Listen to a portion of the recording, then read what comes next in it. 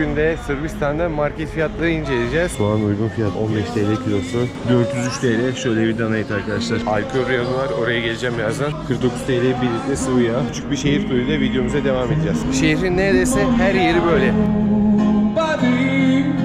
Ja mi fali život od prije, a neću nijeganim bilo bez tebe. Trivaram, malo, trivaram, malo, trivaram samo, da se volit znamo. Sırbistan'dan herkese selamlar. Sırbistan'da yaklaşık 480 şubesi olan Sırbistan'ın yerel marketi Maxi Market'teyiz. Ve genel olarak temel gıda ürünlerinin fiyatlarını inceleyeceğiz. Sırbistan'da asgari ücret yaklaşık 550 euro. Tabi bu 600-700 eurolara kadar çıkıyor. Ortalama bir öğretmen maaşı ise 750 euro civarı. Fiyatları hem euro bazında hem de Sırbistan dinar bazında inceleyeceğiz. 100 dinar 31 Türk lirası, aynı zamanda 85 sent yapıyor. Meyvelerden başlayalım arkadaşlar. 1 kilo elmanın fiyatı 109 dinar 93 sent 33 Türk lirası.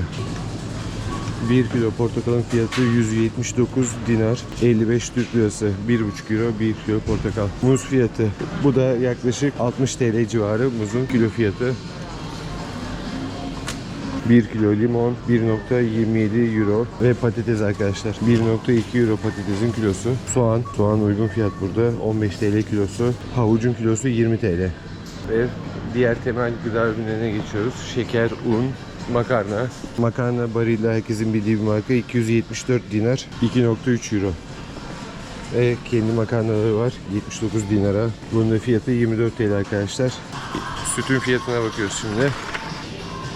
1 litre sütün fiyatı 189 dinar 58 Türk lirası. Şöyle bir süt 100 dinara buldum, daha ucuzunu da buldum.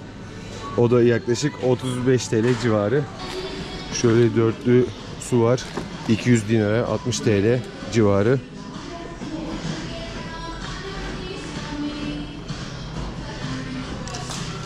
Ve Coca-Cola'ya geldik arkadaşlar. Coca-Cola burada 1,5 litre satılıyor. 139 dinar. 1,5 litre Coca-Cola. 1,1 euro. 43 TL. 1,5 litre Coca-Cola. Meyve suyu var. İndirimde 154 dinar. 1 litre meyve suyu 47 Türk lirası civarı. Yaklaşık 1,3 euro. Ve un Karadağ'da bayağı ucuzdu. Bakalım burada ne kadar? 84 dinarmış arkadaşlar. 1 kilo unun fiyatı, o da 26 Türk lirası. Ve sıvı yağ, mutfağımızın vazgeçilmezi. Sıvı yağının litre fiyatına bakıyorum. En uygun fiyatlısı 159 Sırbistan dinarı. Onun da fiyatı 1,3 euro. 49 TL 1 litre sıvı yağ. 5 litre sıvı yağ var burada. Bakalım fiyat ne kadar değişecek. 5 litre sıvı yağda 7,3 euro. 266 Türk lirası. 5 litre sıvı yağ fiyatı. 1 kilo pirinç 209 dinar 64 Türk lirası. Alkol reyonu var, oraya geleceğim birazdan. Bal 950 gram bal 1500 dinar. Bu da 460 Türk lirası civarı yapıyor. Ve alkol reyonuna geldim hemen. Omega Tequila Silver 2500 dinarmış. Hemen bakalım ne kadar olduğuna. Yaklaşık 21 euro 775 TL Omega'nın fiyatı. Gordon Gin fiyatı da 465 TL. 1 litre viski alırsanız Sırbistan'da 38 euro 1400 TL 1 litre Jack Daniels arkadaşlar. Biralara geldik. Bira fiyatlarına bakıyoruz. Burada en uygun fiyatlı biralar yerel bira oluyor. Bir de Niksiçko var. Karadağ birası. Bir önceki videomda bahsettim bu biradan. 97 dinar. Onun da fiyatı 30 TL arkadaşlar. Bir kutu biranın fiyatı burada. Şöyle Blanc, bizim ülkemizde en az 150 TL falan bu bira. 1,2 euro 43 TL Fransız birası. Carlsberg'in fiyatı da 41,2 TL 1,13 euro. Şöyle küçük suyun fiyatı 17 TL arkadaşlar. Adet fiyatı 17-18 TL. Şöyle bir paket fıstıklı cipsin fiyatı da, içinden orijinal fıstık çıkıyormuş, 35 TL. Ve peynir arkadaşlar. Şöyle peynirin 100 gramı 35 TL'ymiş. Kilosu 350 TL civarı. Yine 100 gram zeytin 30 TL civarı. 100 gram kaşar 189 dinar, yaklaşık 70-80 TL. Şöyle bir 100 gram kaşar fiyatı. Ve dana eti 403 TL. Şöyle bir dana eti arkadaşlar. Kilosu. Burada çeşit çeşit tabi ekmekler var. 400 gram şöyle bir ekmek almak isterseniz de 160 dinar vermeniz gerekiyor. 50 TL 400 gram ekmek. Normal ekmek isterseniz de 1 kilo ekmeğin fiyatı 118 dinar. 1 euroya 1 kilo ekmek alabilirsiniz Sırbistan'dan. Şurada paket peynirler var. President ülkemizde satılıyor bu. 217 dinarmış. Bu da 1.85 euro, 67 TL. Şöyle küçük paket peynir. Şöyle küçük paket yoğurtlar. Bunu denemiştim arkadaşlar. Ayran diye aldım ama koyu kıvamlı. 40 dinarmış. 40 dinar da 16-17 TL yapıyor. Ve pekar arkadaşlar. Balkanların vazgeçilmez lezzeti börek. 17 TL küçücük bir börek. Balkanların böreğini çok beğendim. Mükemmel yapıyorlar. İçinde yağ yok gibi bir şey. Yağ hissetmiyorsunuz. Ve böreği yedikten sonra ne bir karın ağrısı ne bir şikayet, hiçbir şey duymuyorsunuz. Ve arkadaşlar genel olarak temel gıda ürünlerini inceledik. Alkolü inceledik. Sırbistan'da markette durum böyle. Ve özet olarak Sırbistan halkı temel gıda ürünlerine ülkemize nazaran biraz daha kolay ulaşılıyor. Çünkü Belgrad'da ev kiraları 300-400 euro civarında 1+1'ler. Tabii daha büyük evler 600-700 euroyu bulabiliyor. Küçük bir şehir turuyla videomuza devam edeceğiz.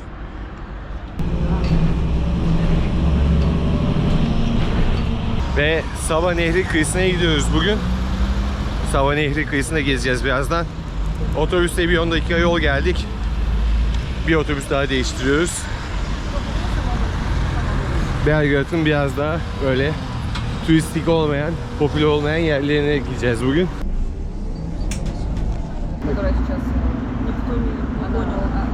NATO düşmanlığını simgeleyen bir yazı var. Kosova'ya geri dön yazıyor arkadaşlar burada da.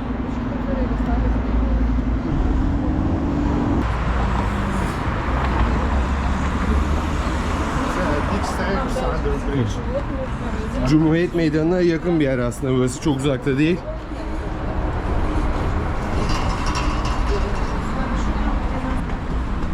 Baranko Köprüsü olarak geçiyor bu köprü.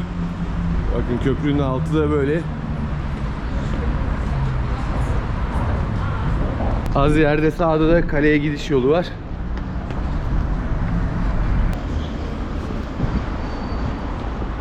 Ve tabi Sırbistan'da sprey çok meşhur arkadaşlar. Neredeyse her duvara spreyle bir şeyler yazmışlar. Şehrin neredeyse her yeri böyle spreyle boyarı. Often there are auto parties. Araba partisi yapıyorlarmış buraya. Arabayla gelip parti de yapıyorlarmış bu meydana. Biz Belgrad gezimize 3 gün ayırdık. Aylardan Kasım, kış tatili diyebiliriz aslında buna. 3 gün Belgrad için yeterli bir süreç aslında. Belgrad'ı gezmek istiyorsanız tamamını 3 gün içinde görebilirsiniz şehir merkezini. Tabii ki çok büyük şehir, yerleşim alanları çok fazla. Fakat 3 gün içerisinde bütün turistik yerleri çok rahat bir şekilde bitirebilirsiniz Belgrad'da. Ve Sava Nehri.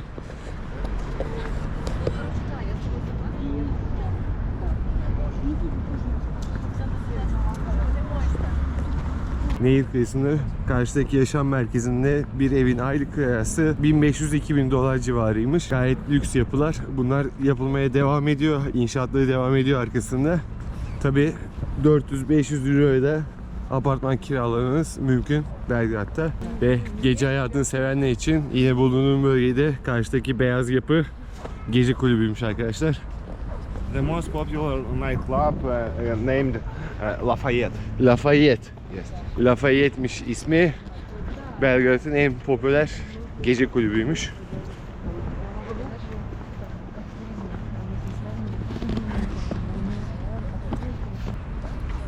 Şurada da manzara izleme noktası yapmışlar. Teras tarzında. Karşıdaki binada da geceleri ışık yansıtıyorlarmış. Reklam panosu olarak gibi de kullanıyorlarmış. Önemli günleri, anlamlarını içeren animasyonlar oluyormuş ışıkla. Karşıdaki bina. Sağdaki binadan bahsediyorum. Aynı zamanda orası bir iş merkezi arkadaşlar. Karşıdaki köprü de Belgrad'ın en eski köprülerinden bir tanesiymiş. Bakım çalışmaları var hala şurada köprünün altında. Eski olduğu için ve tren geçtiği anda diyor felaket bir ses yükseliyor diyor Rus'tan. Bakın şurada yapraklar dökülmeden ağaca hava üflüyorlar ve yaprakları döküyorlar. Ardından da temizliyorlar. Değişik bir çalışma var.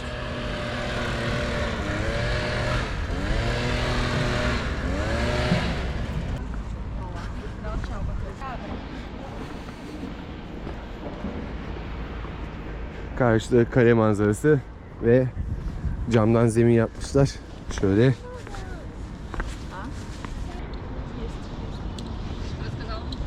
Ve arkamdaki yapının hemen arkasında Avrupa'nın en büyük alışveriş merkezi varmış. Galeria Belgrad. Bu 5. kapısıymış. İçinde birçok ünlü markaların mağazaları var. Ve şimdi içerisine göz atacağız. Belgrad'ın zengin kesimleri buralarda takılıyor. Buradaki kafelerde yiyip içiyor.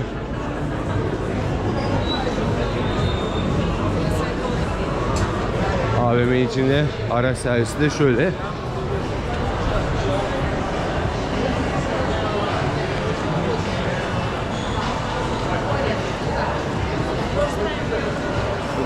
AVM'nin her sokağın bir ismi varmış. High Street tabelası gördük az önce. Küçük bir şehir gibi yapmışlar bu AVM'yi.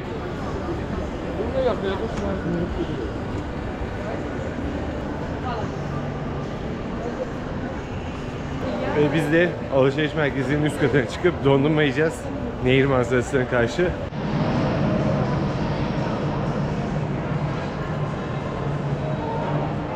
Kovala. Siparişi verdikten 3 dakika sonra her şeyimiz hazır. It's very fast. Yes. Look, very good sunset. Ve gün batımına geldik şimdi tam şansımıza. Gün batımı vakti. Dışarıdan size gösterdiğim AVM'nin manzarası da böyle. Kanalımıza abone olun lütfen.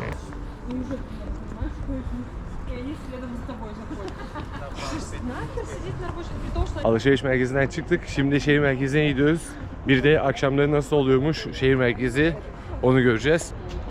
Sava Nehri kıyısında gün batımı.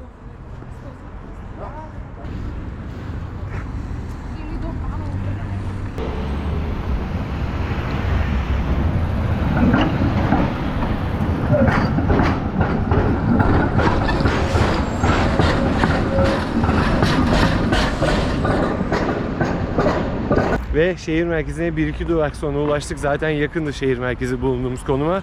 Ve gördüğümüz ilk anıtın yanında durduk. Şöyle heybetli kocaman bir heykel gördük. Beyefendinin ismi Stefan Nemanja arkadaşlar. Sırp Büyük Prensliği'nin büyük prensiymiş. Sırp kültürüyle tarihine yaptığı katkılarla hatırlanıyormuş kendisi. Sırbistan Bilim Sanat ve Akademisi'ne göre Nemanja edebi katkıları ve fedakar nitelikleriyle en kayda değer Sırplar arasında yer arıyormuş. Sırplar arasında gayet tanınan bir isim. Sırp tarihinde de önemli bir yeri var. Altında da şöyle camdan bir zemin.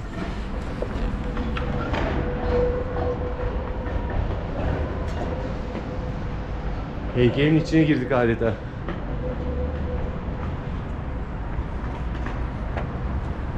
Muhtemelen bu da ailesini resmediyor. Arkamızdaki yapı da Belgrad tren istasyonuymuş.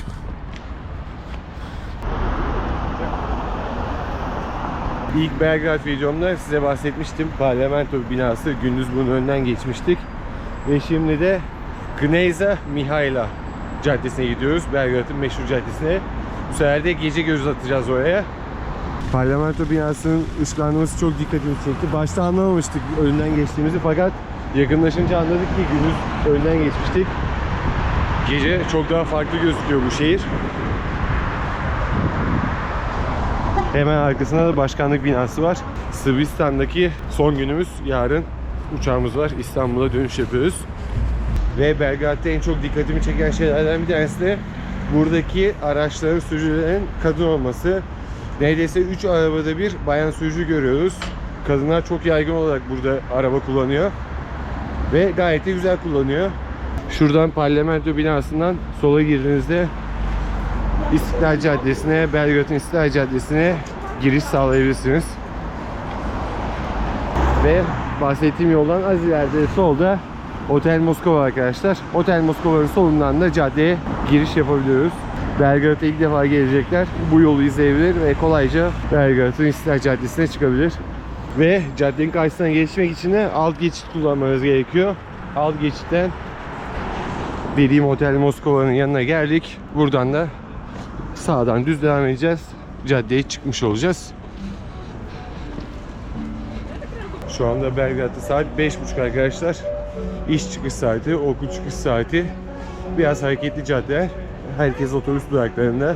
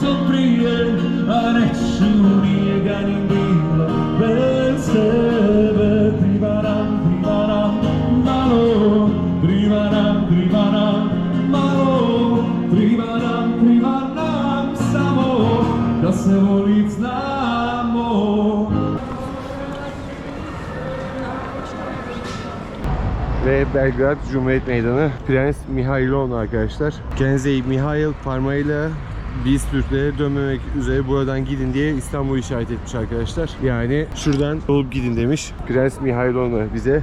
Ve biz de yarın şu yoldan İstanbul'a gideceğiz zaten arkadaşlar. Skadarlia. Skadarya Caddesi'ne gidiyoruz. Bu caddede zamanında birçok ünlü ismi barındırmış arkadaşlar. Birçok yazar bu caddede kalıyormuş. Belgrad'ın tarihi bir caddesi. Orada kahve içeceğiz. Belgrad'daki birçok heykelin rivayete göre Türklerle, Osmanlı zamanıyla bağlantısı var arkadaşlar. Kimi heykelde arkası İstanbul'a dönük, önü Avrupa'ya bakıyor. Kimi heykelde İstanbul'u işaret ediyor. Böyle birçok rivayet var birçok heykelde. Vera da dedi şimdi akşam zamanı İstanbul'a çok benziyor dedi caddede. Yes, it's similar. Kendileri bizim İstanbul'a gitmemizi istemiş ama buraya bir küçük İstanbul kurmuşlar aynı zamanda. Birçok cadde ve sokak İstanbul'daki Beyoğlu'na benziyor. Beşiktaş'a benziyor. Ve o meşhur caddeye giriş yapıyoruz arkadaşlar. Sadece yaya yolu var burada. Araçların girmesi yasak. Buraya eski parke taşları koymuşlar. Ve tarihi evler hala duruyor burada. Bazıları yıkılmış, bazıları restorasyon süreci devam ediyor.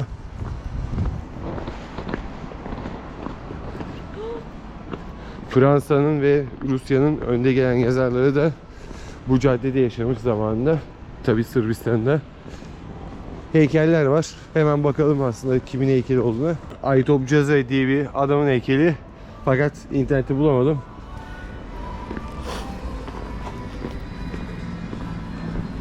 Küçük bir cadde. Sağlı sollu birkaç kafe var. Biz de birine oturup kahvemizi içeceğiz.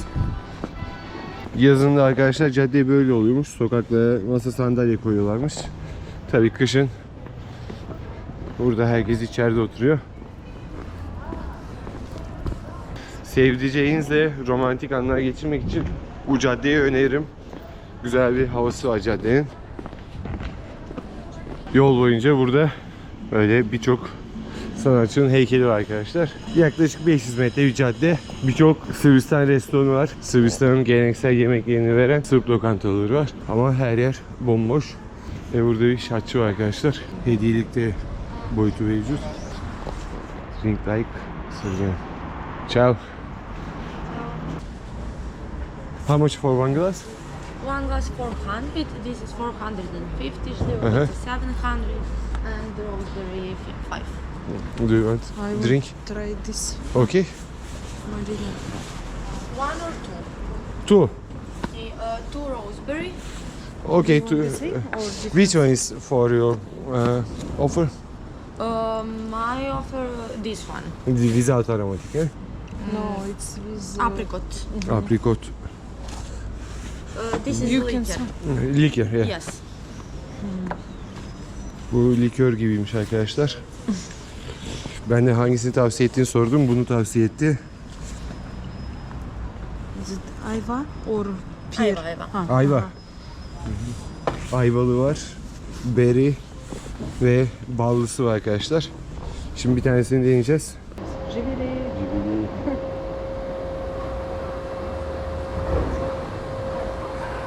Oh, it's very good. İstus. Hvala. Hvala. Приятно. Ciao. 240 liraya 2 şat denedik arkadaşlar. Gayet güzeldi. İçimiz ısındı soğuk havada. Ve yol üstünde şöyle bir berber dükkanı gördüm arkadaşlar. Berberde sıra beklerken PlayStation'ınızı oynuyorsunuz. Adam PlayStation koymuş berbere. Beklerken PlayStation oynayıp bekliyorsunuz.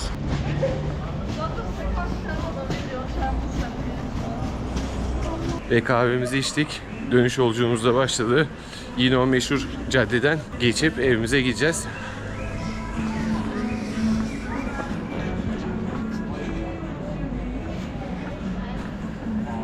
Kışın Belgrad'da durumlar böyle.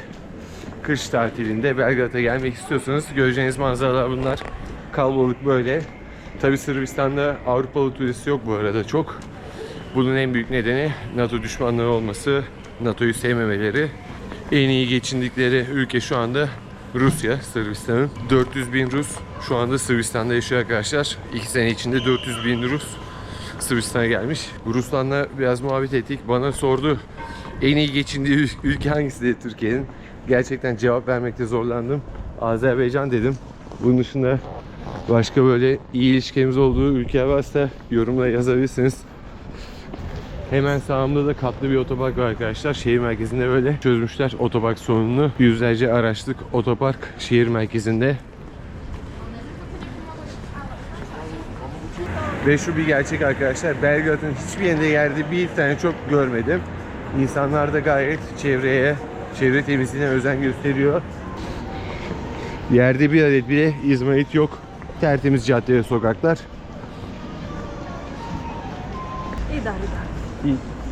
İdare eder. İdare eder. Vera da beğendi bu şehri. İdare eder diyor.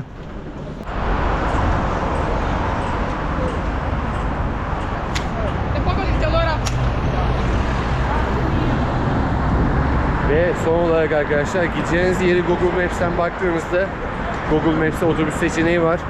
Çok rahat onu da kullanabilirsiniz. Google Map gayet güzel kullanılıyor ülkede. Otobüs numarasını söylüyor size. En yakın durağı gösteriyor. Ve bu şekilde ulaşımı da çok kolay sağlayabilirsiniz Belgrad'da. Biz de uygulamadan otobüsümüzü bulduk. Ve otobüsü beklemeye başladık.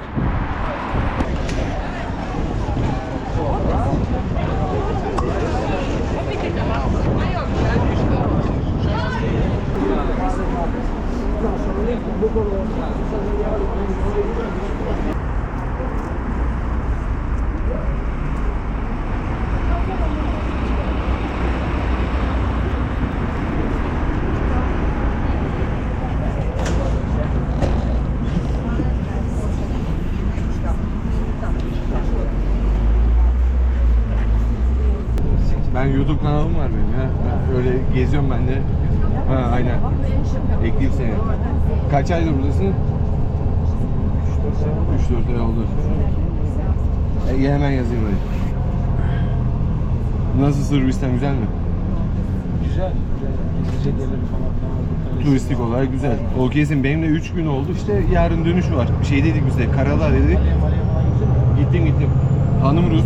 Burada arkadaşlar, onu ziyarete geldik. Edinledim ben. Her sabah. Kaç Türk var sizde? 4 Türk. 5-6 tane daha var he? Her yer Türk.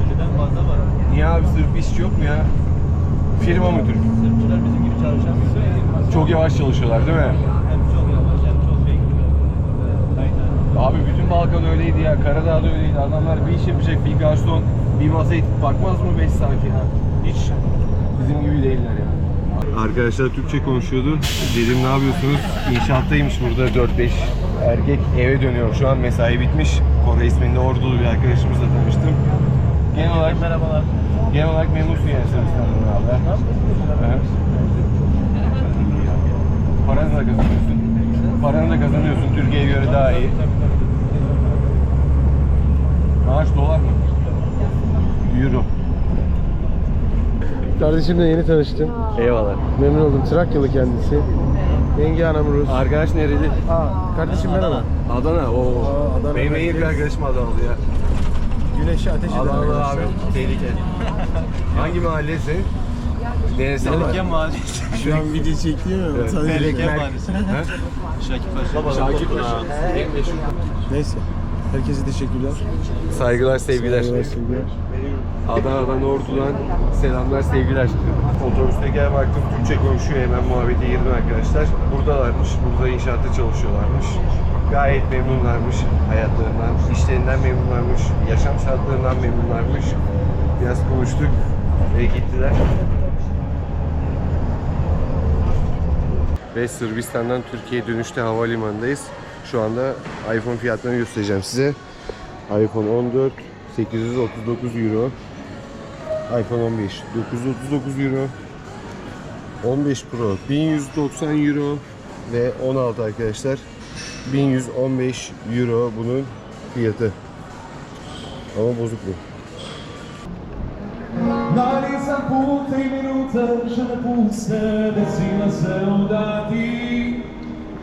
Sad si lipota, sad si ljubav mog života, lice sreće, prvo, drugo, treće.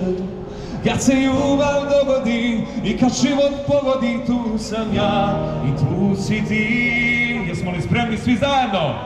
Ako te pitaju do